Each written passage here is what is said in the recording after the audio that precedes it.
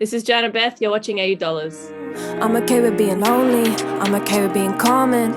This music is my calling, don't need to make a profit for motherfuckers in an office telling me that they had the boss. Yo, what up, Cash fam? My name is Matthew Craig, and you are watching AU Dollars, Australia's Hip Hop Connect. Make sure you like, comment, subscribe, and all that good shit down below, because as always, we bring you the biggest guests from Australia and around the world. And yo, I'm super grateful for this interview today because with my guest, this one has been a long time coming.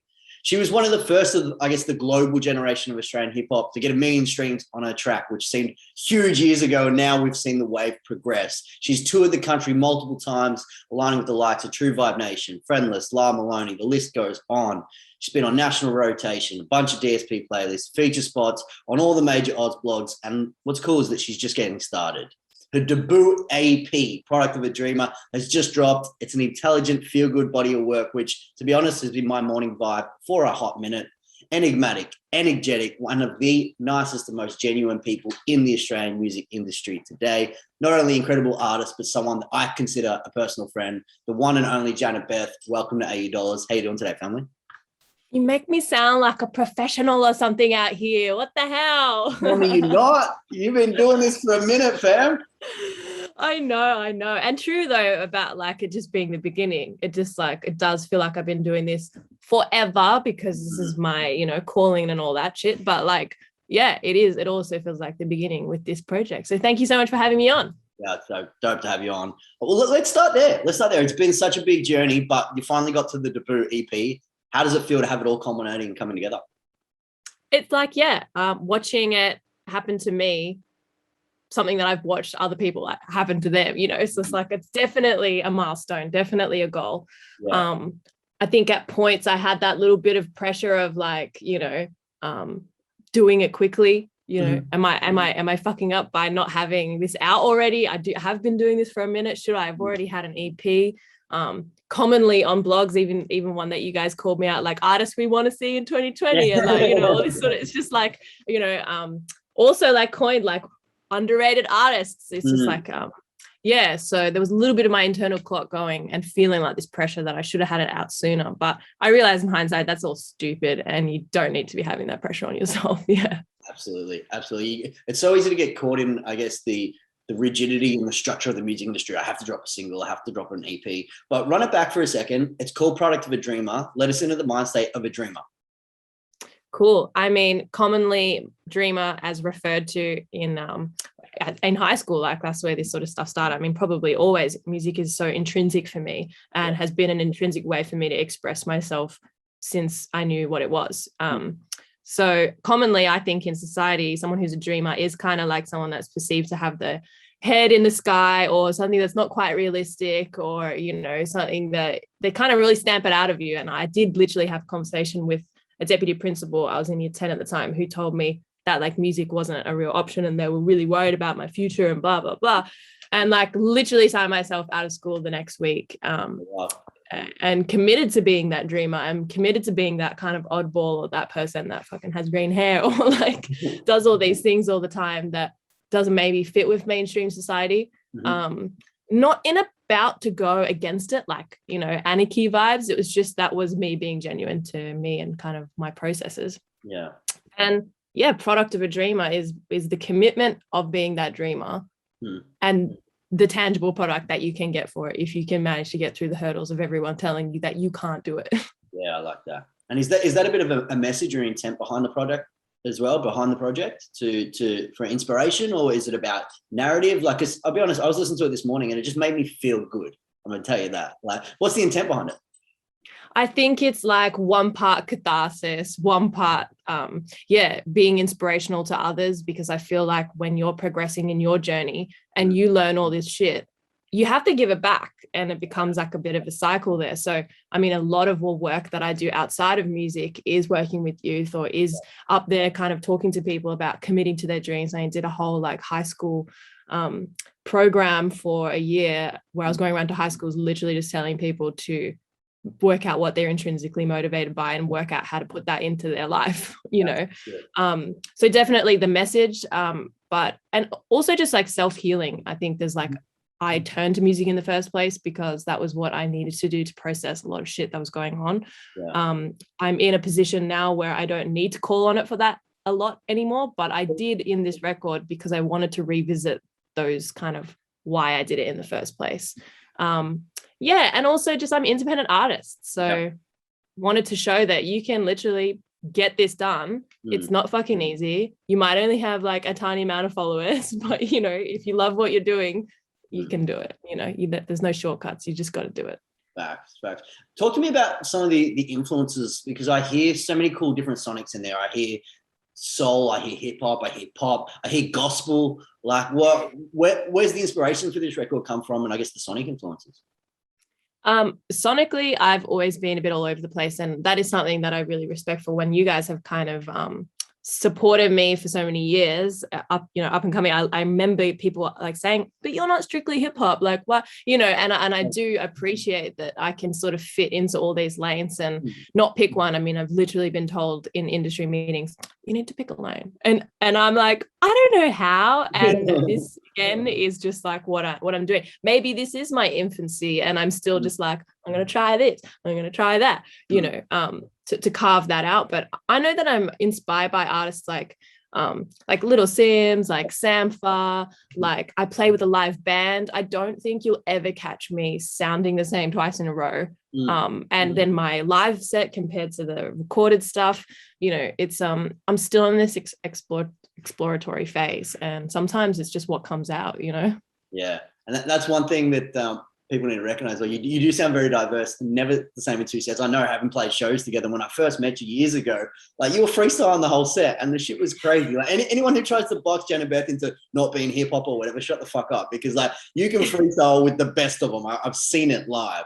And what's that mean, I guess, when your approach to songwriting, because you are so diverse sonically and so many different inspirations. What does it look like when you're sitting down to write a record, or does it even look like that? Yeah, a lot of it comes from that freestyle process. The first thing that I'll do if I'm hearing music, or, you know, I used to like play guitar, I'd sit down and it would always be freestyling. I remember putting on a subtract beat. It was Wildfire without the lyrics. I took out the lyrics, just put and I was sitting in my bedroom. This is 10 years ago. And just trying to freestyle, and would keep going. And then like, all of a sudden kind of you get your wheels and you're off. And so for me, a lot of that creative process has just been kind of letting go, and it's almost like a meditative state. And one of the songs in particular, Shutdown, really came from a freestyle, so that I kind of go away and sculpt it after that. But the first thing I like to do is get those melodies out, get what words come out subliminally that you're doing, and then all of a sudden you've got the song there, and it's just about sculpting it and crafting it from there. That is definitely my favorite process. I do approach it in a couple of ways depending on what I'm working on. But yeah, that's my favorite for sure, the freestyle. And does it better than most I've seen. Like, real love there. Talk to me a bit about not only your career growth and journey, but a bit about how we've seen the hip hop scene, or just the music scene in Australia, evolve and grow over the years. Because when we first linked up 6-7 years ago, whatever it was still in its infancy and still growing, and now we're seeing incredible things going on internationally. How's that sort of parallel with your sort of journey? And you've seen new artists and new opportunities come into the space.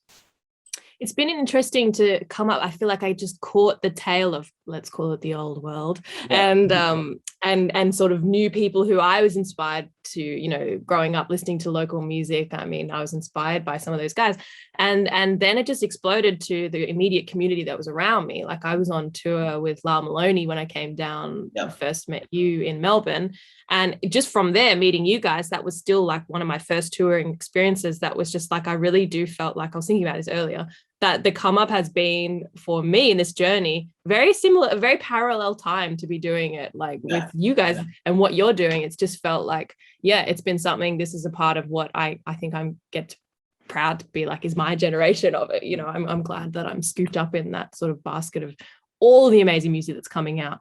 And I'm so inspired by music locally.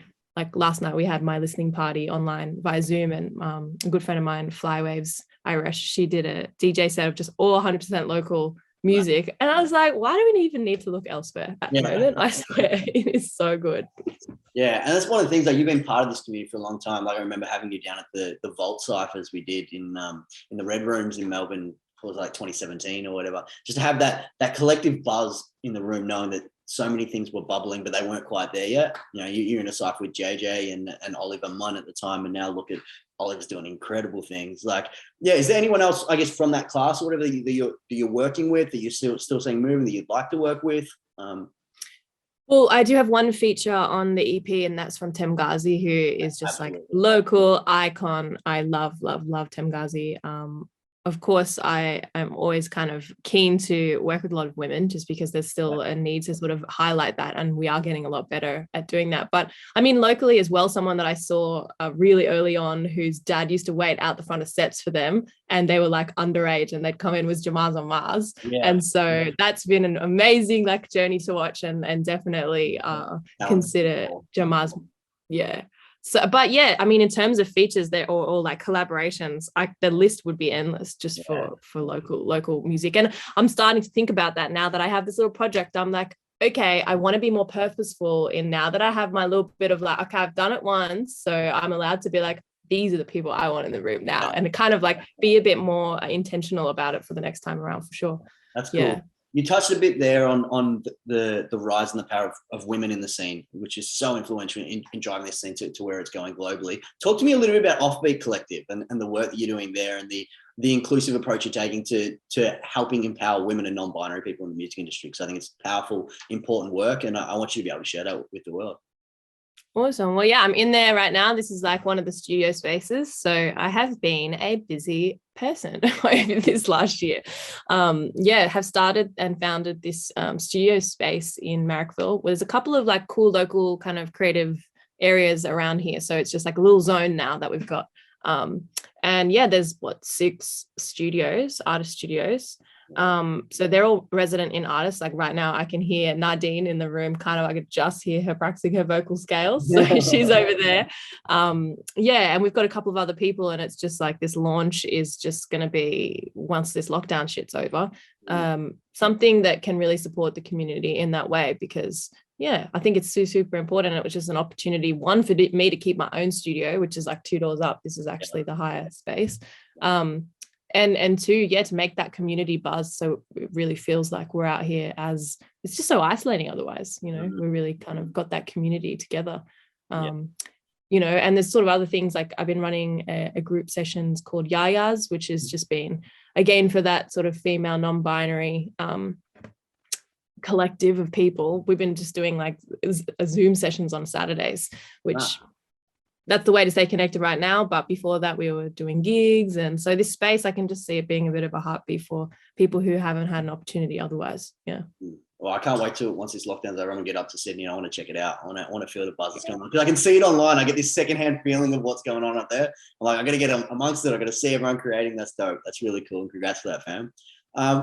What's the next chapter look like? I know it's pretty almost rude to ask when you just got a project dropping and there's so much going on, we're still in lockdown, but like, when the world's getting a bit back to normal, what's the future look like for JANNAH BETH? Definitely songwriting. I'm just so obsessed. Like I've been doing a lot of kind of top lining recently, even with artists or like more in the tech house sort of scene, and just all over the place again. So I want to keep that going. But in terms of my own project, like I said, I want to be more purposeful with who I collaborate with on the next album. Definitely carrying over some people from this one as well, just to expand that and get the live stuff popping, because to be honest, I just miss that a little bit, Exciting. Well, yeah, when the world gets back to normal, I'm looking forward to it, because it's been a minute since I've caught one of your sets, and I know it's going to be incredible with the new project under your belt as well. So excited for that.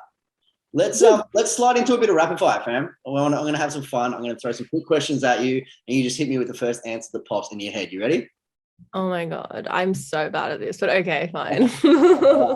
Rapid fire with JANNAH BETH right now. If the world's ending tomorrow, what's your last meal you're having for dinner tonight? Pizza. Always pizza. All right. What sort of pizza do you like? Okay, it's what's that cheese? It's like, it's not the burrata. That really sloppy cheese. Like give me that on bread like every day. There we go.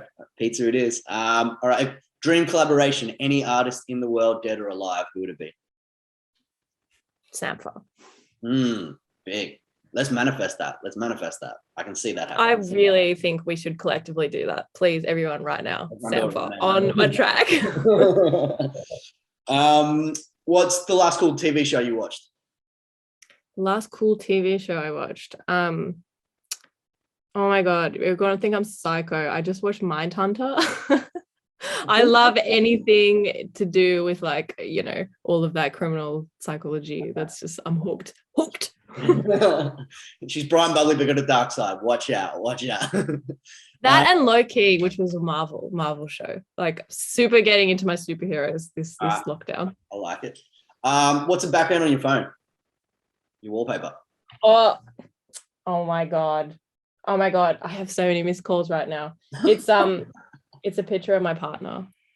Cute. But tomorrow it's going to be my dog, okay? Because I'm getting a dog tomorrow and it's going to be my dog. Brand new dog coming into the family tomorrow. We're excited. Who was your first ever celebrity crush? Oh my God. It's Ben Lee. It's still Ben Lee. It's always going to be Ben Lee. Never had that answer before. Did not see that answer coming, but I rock with it. Ben Lee, Robert Pattinson. Okay, Rob Pattinson. All right. Equals. Dream holiday destination. If you could go anywhere in the world, there's no lockdowns, where are you going? Far out. I don't even know. Like, I'm a climber, and so I want to get out to as many like awesome climbing spots, and they are kind of all over the world. So I don't know where I want to go, but I want to pick it based on if I can go climbing there. Cool. I like that. So Everest it is. If you could hang out with a cartoon character for a day, who would it be? Cartoon character. Who's a cartoon? Okay, give me a second. I'm blanking on cartoon characters. Oh, Sid the Sloth. That's cool. I haven't heard that answer before. I like that. Yeah. I like that. He's all right. And last rapid fire question. This is the controversial one we asked to every guest on AU Dollars. And you sort of alluded to this before. Pineapple on pizza, yes or no?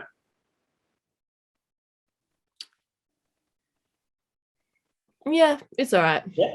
All right. Yeah, you just can't pass it as that authentic shit. You know what I mean? If you're having pineapple on pizza, it is a very, very specific way and reason that you're having pineapple on pizza that day. But you would never, ever, ever, ever take it over like authentic Italian. Like if I see a menu and it says pineapple on pizza, I know they aren't gonna have that burrata shit that I love. You know, like they're not going together. It's pizza connoisseurs, JANNAH BETH in the building right now. She's giving us all the lowdown. Yo, fam, it's been an absolute pleasure to talk to you. I'm glad we finally made this happen. Congratulations on the EP. Congratulations on Offbeat Collective and everything you're doing in the community and music space as well. Like, power to you. As I said, it's been an absolute joy to watch you grow over the last however many years we've known each other, and I'm looking forward to seeing what happens in the future and linking up in person again when we can. Yeah, super keen. Thank you so much for having me on. Legends. Welcome, family. Enjoy the rest of your day. Yeah? Can you sing with me? Sit back and see. You can't see, you got greedy